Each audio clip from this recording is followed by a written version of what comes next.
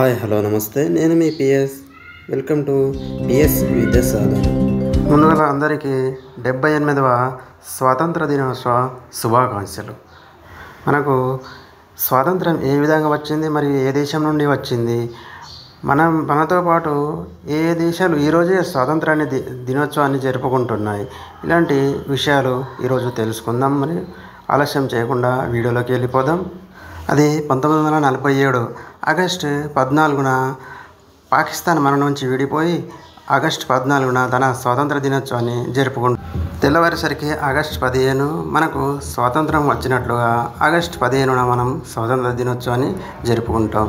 ఈ స్వాతంత్ర దినోత్సవం వెనుక ఎంతోమంది ప్రాణత్యాగాల మరియు ఎంతోమంది నాయకుల యొక్క శ్రమ ఫలితమే ఈ స్వాతంత్ర దినోత్సవం.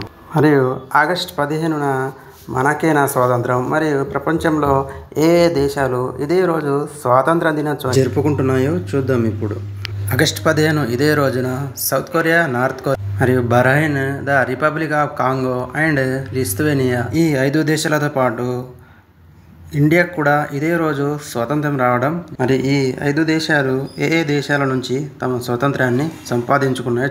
South Korea, North Korea Japan నుండి తమ స్వాతంత్రాన్ని పొందాయి. బహ్రెయిన్ బ్రిటన్ దేశం నుంచి స్వాతంత్రాన్ని సంపాదించింది. Republic of Congo, French Ecuador, African Lithuania, the holy Roman empires నుంచి. ఈ విధంగా ఈ 5 దేశాలు మనతో పాటు స్వాతంత్ర దినోత్సవాన్ని జరుపుకుంటారు. Thank you. జై హింద్.